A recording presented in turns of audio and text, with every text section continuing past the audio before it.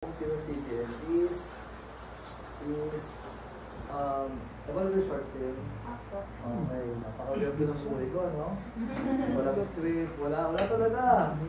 Kumbaga, nung parang-shoot kami ni Direk, nagplano kami ni Direk, ito yung venue, bago pagbigay siya ng schedule namin, na example, for 1 week, available si Direk ng Wednesday and Thursday, so hahanapin yung venue, si Trucagan, nakapeso na sa utak ko, nakapeso sa meet ko sa Lumon ko, sa Palawan. Then yung project niya doon sa ano nga pala? Hindi,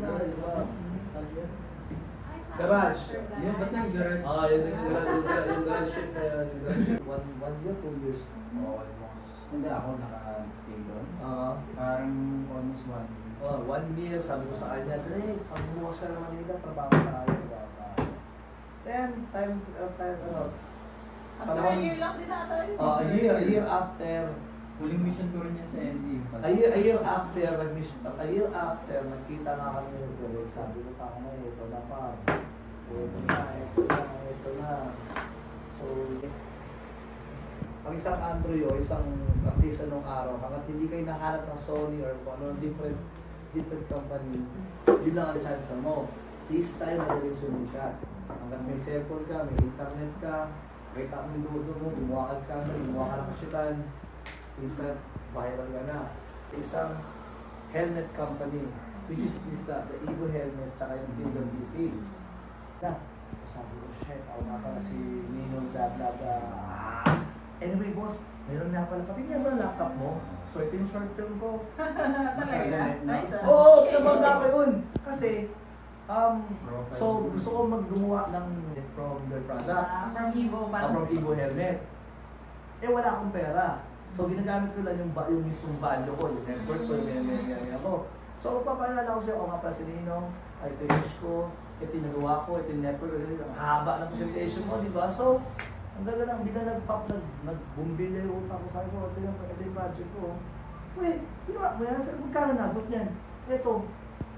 Ito ko silang pera para dyan. Yes, willing ako. Kasi pag talaga, disidido ko talaga sa sarili mo to promote yourself, to elevate your career, lahat. Kasi bit-bit na yun eh. Ang isang Ninong chicken, bit-bit ko na rin yung recipe. Sa recipe sa Ninong chicken, nag-iisa lang din. Yeah. Hindi masagad yung English, sagad pa rin yung magiging gangster at gago.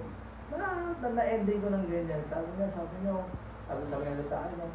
tayo na kami nga hanggang sa partner namin ko, so mag-ganang din. Sabi ko, usually kasi, di ba, pag gumagawa ka ng short film, pag namatay ka, doon ka naman itrito sa sarili mo. Ako, buhay pa nga ako. may gumaya. May gumaya na. Meron na. May gumaya ng ganyan. Sabi ko, wala, scripted. Yung buba ng pinto, umarap sa nakaganyang suot, walang bangko, yung angle ng camera, wala, tropa lang yung ganyang camera. Kahit yung tropa ko, yung camera, kaya video lang nila eh.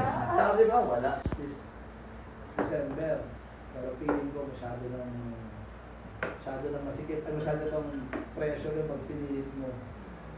Hindi mo feel yung step, yung song kung sasayaw lang tayo sa December, tapos pagdating ng January, yan na yun. Ang unang kwentuhan namin yung Direk, sana per project na lang kami.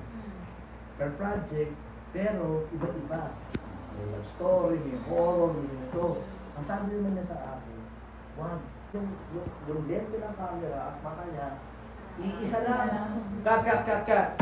O tinigil pa, kailangan ganito ka. Tingin ka shoot ng camera. Hindi. Isa pa. O energy. Ay, no, Direk, sabi ko, ito. So sabi ko, ganyan pala yan. Speaking, muntik na akong mapasok. Ano palabas na? Saan wala palabas na? Probinsyano. Talaga? Extra dapat ako doon. Yung paninda ko, tinapos lang ng upload ni Ninong. Si Ninong kasi yung account ko.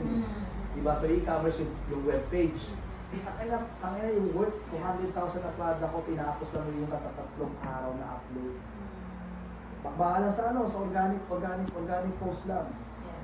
Forming salita, wrong spell salita, wrong grammar, may hashtag kachuchu, sabi niya, corridor, okay lang, kaya Kasi nga yung masa eh. Oo, yun. Kasi mahaba nga ako magsalita. Pala ako na kami na dito. Oh. So pag uwi ko dito, medyo ano na kami, unstable na rin yung partnership ko sa Muscle Crush. Kasi meron akong natapos yung mission ko sa kanila eh. Meron akong mission para sa CBN. Na doon naman kami hindi nag-align kasi May CDM na ba nun? oo. Okay. Ang Mas nakababad ka na talaga Hindi sa ako CDM, nag-exist siya 2016 pa. Matagal na talaga siya. Nice. Pero ang client kasi before, ibang bansa, mga US Embassy. Oo. May ganun minsan ganun project. Sipag kami ng buong dalawang linggo sa may project lang kami sa US Embassy. Madala kami na pabawanan pa kami ng ano ito. Yung mga damit. Oo, lahat. Ganun yung trabaho. So yun, kaya pagbalik ko rin yung Palawan, tapos yung hindi na naging workout. Kasi isa sa mga gusto ko talagang gawin, gumawa ng short film. At yun din naman yung sinabi ko sa inyo nung first time nyo ako makilala. Sabi ko, gusto kong bumalik ng short film. Kasi iba yung ginagawa ng docu, iba yung ginagawa natin sa mga company, dun sa short film. Kasi yun talaga, magaan yun eh, parang gumagawa ko ng At imagine mo mas madaling magtapo ng short film ngayon. Table na to. Putang ginawa nyo, ang laki pala ng kinikita nyo kasi nakita nila, tunay na business. Output doon.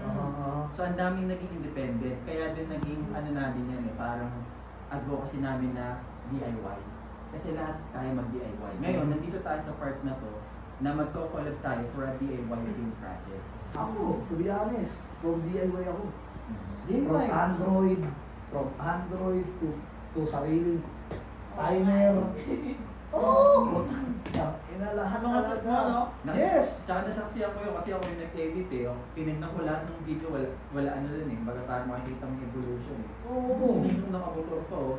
Pero pala ako dito, paano mo nahanap yan? Hindi, trabaho ng research. Oo nga, pero paano mo nahanap yan? Sabi ko, ayun, ito malabit yun ha. Isa sa pinakamahirap pag nag-upload ko sa YouTube, title at thumbnail. Pagod ka lang mag-edit, pwede ka pa sa maghapon. Okay na yan. May upload ka ba? Menodo wala, bahala kayo dyan, basta nandyan na yun. Anyway, ang YouTube sa akin is memories. Hindi ko siya iniisip na, Monetize. hindi ko siya iniisip na ito ang sagot sa kahirapan. Totoo naman. Kadulong-dulo pa. Order, mga ganun karakteristik, drama, yung action basic na yun. Yung mga ganun, di ba? Paano tayo makulong sa kwento? Paikot-ikot, parang Pwede ba drugs na naman. Takbuhan na naman ng ng polis. Saka matatap natin yung mga kwento na ngayon, trend.